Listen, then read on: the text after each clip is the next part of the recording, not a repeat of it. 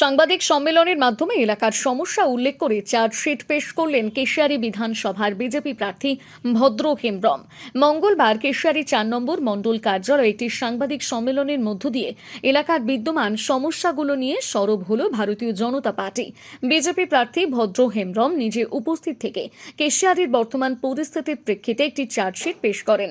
মূলত সুবর্ণরেখা নদী তীরবর্তী বালি খাদানগুলো থেকে অবৈধভাবে বালি উত্তোলনের অভিযোগ তুলে ধরেন বিজেপি প্রার্থী।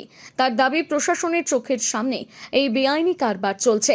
বালি পাচারের পাশাপাশি কেশিয়ারির সার্বিক অনুন্নয়ন নিয়েও তিনি ক্ষোভ প্রকাশ করেন। তিনি জানান যে এলাকার অধিকাংশ রাস্তাঘাট এখনো বেহাল অবস্থায় পড়ে আছে, যার ফলে সাধারণ মানুষকে চরম দুর্ভোগ পোহাতে হচ্ছে। মূলত স্থানীয় প্রশাসনের ব্যর্থতা এবং দীর্ঘদিনের অবহেলাকেই এই চার্জশিটের মাধ্যমে জনসমক্ষে নিয়ে এসেছেন বিজেপি প্রার্থী।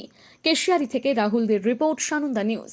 কেশিয়ারি বিধানসভার দুটি ব্লক, কেশিয়ারি এবং দাঁতন ব্লকের 8টি অঞ্চল নিয়ে এই বিধানসভা, অর্থাৎ মোট 17টি অঞ্চল নিয়ে এই বিধানসভা। এই বিধানসভার বিস্তীর্ণ এলাকা সুবর্ণরেখা নদীর পাড় বরাবর রয়েছে। এই সুবর্ণরেখা নদীর পাড় বরাবর এই বিস্তীর্ণ এলাকা থেকে অবৈধভাবে বালি মাফিয়ারা প্রচুর পরিমাণে এখানে বালি লুট করছেন। সেই বালি লুট করার ফলে কি হচ্ছে, নদী তীরবর্তী এলাকার মানুষজন প্রচণ্ড দুর্বিষহভাবে জীবনযাপন করছেন এবং প্রতি বছর অস্বাভাবিকভাবে নদীর গতিপথ নষ্ট হচ্ছে। এবং এ ব্যাপারে প্রশাসন অর্থাৎ পুলিশ সম্পূর্ণভাবে নিষ্ক্রিয়। শালিকোঠা, বাগদা এবং পার্শ্ববর্তী গ্রাম পঞ্চায়েতগুলোতে এই নদী ভাঙন এবং আকস্মিক বন্যায় আবাদি জমি, ঘরবাড়ি, পানীয় জলের উৎস ক্ষতিগ্রস্ত হচ্ছে। প্রতিশ্রুতি দেওয়া সত্ত্বেও নদী বাঁধ সম্পূর্ণভাবে তৈরি করা হয়নি। সুবর্ণরেখা বনানী নিয়ন্ত্রণের জন্য ঘোষিত যে 15,000 মিটারের বাঁধ প্রকল্পের কাজ নমনম করে শুরু করা হয়েছে, তা না বললেই চলে। স্বাস্থ্য সংক্রান্ত প্রতিশ্রুতি দেওয়া সত্ত্বেও গ্রামীণ প্রাথমিক স্বাস্থ্য কেন্দ্রগুলোতে কর্মী ও ওষুধের অভাব রয়েছে। এমনকি সর্পদংশনের মতো জরুরি অবস্থার মোকাবিলা করার মতন ন্যূনতম পরিকাঠামোটুকু এই এলাকার স্বাস্থ্যকেন্দ্রগুলোতে নেই।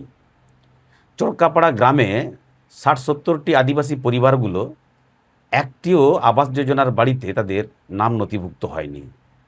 কৃষিভিত্তিক প্রক্রিয়াকরণ ইউনিট এবং যুবশ্রী স্কিল সেন্টারের মতো কর্মসংস্থানের প্রতিশ্রুতি অপূর্ণ রয়ে গেছে, যার ফলে যুবকদের ভিন রাজ্যে চলে যেতে হচ্ছে। আমরা সকলেই জানি এই নদী তীরবর্তী এলাকাগুলোতে কৃষিভিত্তিক অর্থনীতি নির্ভরশীল। সেখানে কৃষির জন্য তেমন কোনো হিমঘর যেখানে শস্য মজুত রেখে পরবর্তী সময়ে বিক্রয় করা যেতে পারে তার কোনো ব্যবস্থাপনা করা হয়নি। এই অঞ্চলে শিক্ষার প্রতি তৃণমূলের অবহেলার বড় এক প্রমাণ হলো কুলিয়ার ICDS, যা 8 নম্বর অঞ্চলে রয়েছে এই কেশিয়ারি ব্লকের। সেই স্কুলটাই এবং ভেটিয়ামলা বোর্ড প্রাথমিক বিদ্যালয়ের জরাজীর্ণ অবস্থা রয়েছে।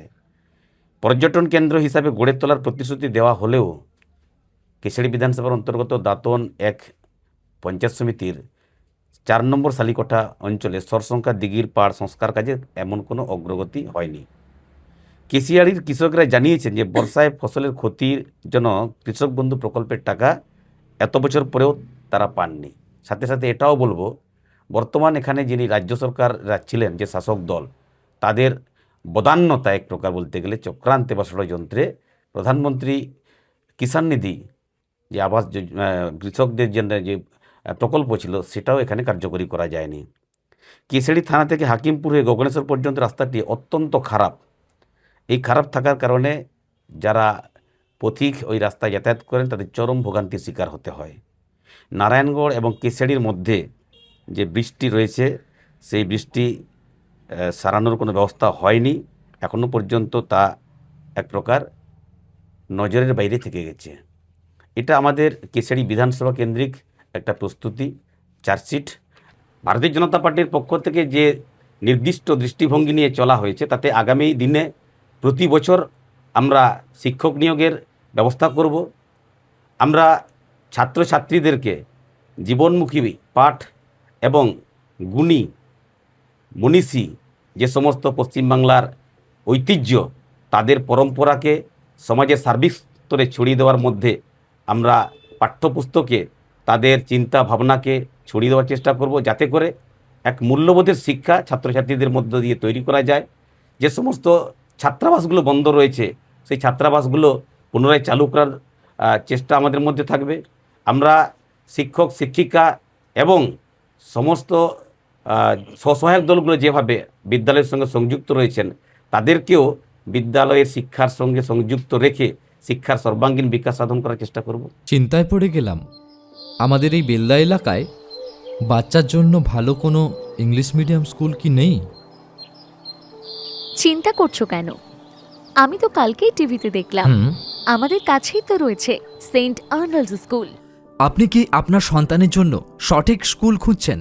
আপনার সন্তানের মজবুত বা সঠিক ভিত গড়ে তুলতে আজই চলে আসুন বেলদার সেন্ট আর্নল্ড স্কুল। আমরা দিচ্ছি গুণগত মানের শিক্ষা সিবিএসই পাঠ্যক্রম অনুসারে, যা শুধু পুঁথিগত বিদ্যায় আটকে থাকে না, বরং আপনার সন্তানের সার্বিক বিকাশে সাহায্য করে।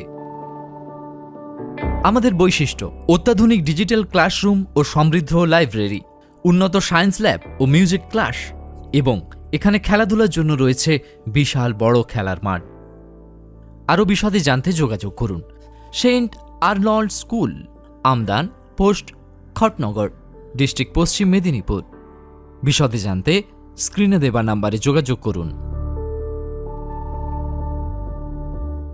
নিজেকে আপডেট রাখতে ফলো করুন সানন্দা নিউজ।